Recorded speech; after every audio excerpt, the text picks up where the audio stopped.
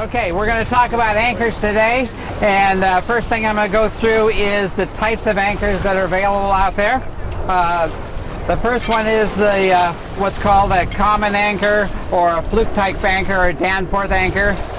Probably the most common for us around here because it works really good with our type of bottom that we have. And these come in either steel anchors, or like Rusty's donated for the raffle tonight here, this nice aluminum anchor. If you're using a steel anchor on our type of boats, the 26s in that size range, you need about a 13 to 15 pound steel anchor. If you're going with an aluminum anchor, you can get by with one about half that size, about a 7 pound aluminum anchor. Why? Because it's really not the weight of the anchor, it's the size of the flukes that's giving the holding pattern. We'll see that when we start pulling on some anchors here. Okay? The next anchor out is a claw anchor or a Bruce anchor. And with one of these you need to be just a little bit bigger, about a 16 pound anchor for our 26 foot boats. So those are the two most commons that we use here in San Diego. So that wouldn't be considered a plow anchor? That's either a plow anchor is a little bit different. A plow anchor looks like this, only the point of it here looks more like a plow than a claw. It actually looks like a plow that you would use on a farm. And it normally has a swiveling shank on it that moves side to side. We got a mushroom anchor, which I don't have much faith in these. They're really not good for anything unless like you're anchoring a dinghy in really calm water. It would be all right, but if you got any kind of current or wind, they're probably not going to work, and you'll see that when we start demonstrating anchors. So then the next anchor is a sea anchor, and that kind of looks like a parachute. Can I get one of you guys to hold one end of this up here? Then we have a grappling hook. Looks like so. We're going to pull out one of those. I think that you're going to find that this is actually better for your dinghy than the mushroom. It doesn't have any sharp edges on it like the fluke anchors or the claw anchor. So in your dinghy where you don't want something to puncture your dinghy, this would work great. And then land anchors. We've got two different kinds here. We've got the John Purvis stakes that he's made up. And this is the anchor that I've used at Lake Powell for about 30 years. And I swear by these. We've had 6-8 boats on one of these in a 40-mile-an-hour wind and not be able to pull it out of the sand. So we're going to pull on one of these tonight also. Back to the sea anchor here. Sea anchor's got to have a float on it to keep it from sinking. And then this end goes to normally the bow of your boat, because you want your bow of your boat to be into the waves and into the wind. Keeps the bow of your boat headed towards the wind so you don't broach in a breaking wave. This would be if you're out in some really rough weather, engine dies, something like that. It's too rough to sail.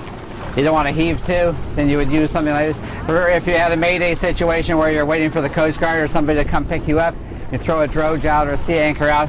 That way you're going to stay pretty close to the same position you started so that people can find you. So the next thing we're going to talk about is what you need for ground tackle. And what you want to have on our 26-foot boats is about one boat length of chain. And it needs to be 1/4-inch chain, and it needs to be shackled to the anchor and also to the rest of your rode. And you want to seize these shackles shut with either a piece of sail twine or a piece of stainless steel wire. I used to just tighten these down really tight with a crescent wrench or with a shackle key, and I'd pull them down tight. And I actually lost 3 anchors before I realized that if you seize them up, they won't come loose. So seize them up with something. If it's temporary, you can use sail twine. If it's permanent, you want to use stainless steel wire.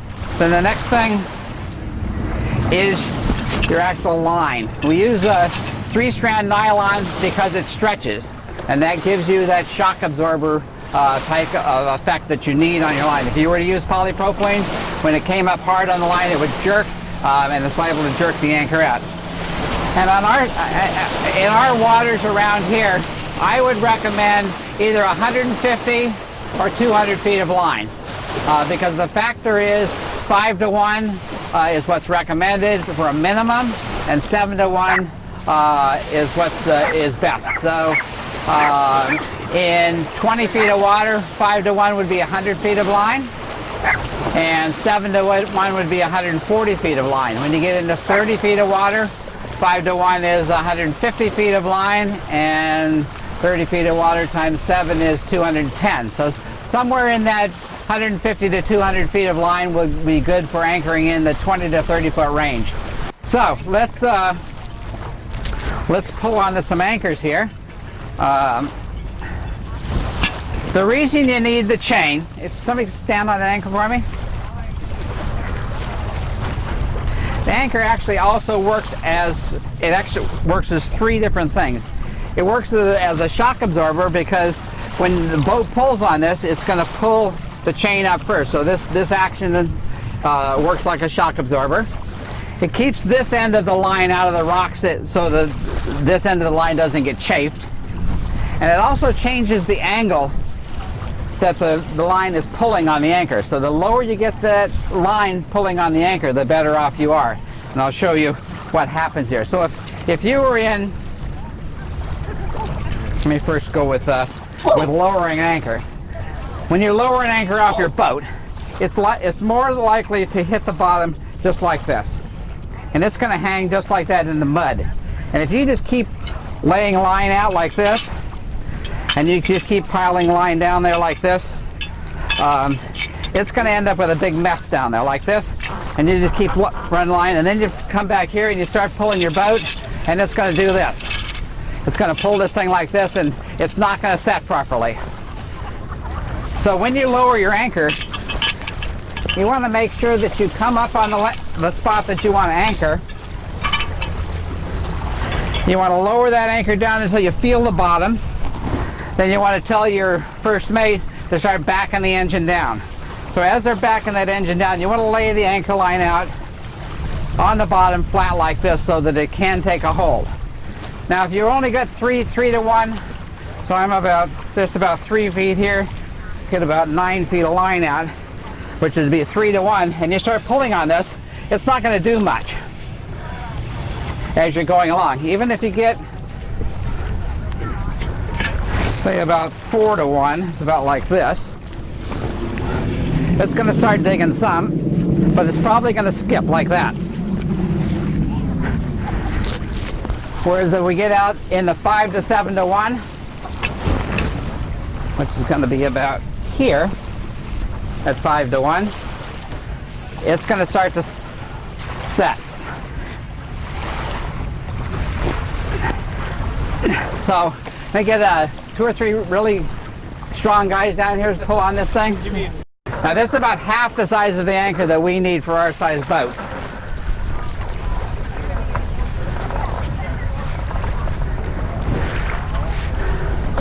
Pull! Pull like that! That's about it. So 3 guys? Yeah. 3 guys? All right, so you see it hasn't sunk very deep. We've got 3 pretty good guys pulling on it. So to get it out, what you want to do is, the first thing you do is you're at the bow of your boat here, and you find something on the far shore that's in line with your anchor. And as you're moving up on the anchor, you're going to tell your first mate right or left so that you're headed towards the anchor. When you get to where the chain is straight up and down, you want to cleat that off. And the boat will just continue to carry on. And it'll break the anchor out like this, and you're free. If it doesn't break out, if it's really, really stuck in there, what you want to do is, when you're straight up and down here, you want to actually swivel the boat around and head towards that spot that you saw on shore, and you want to reverse the boat and pull the anchor out this way. That'll break it free.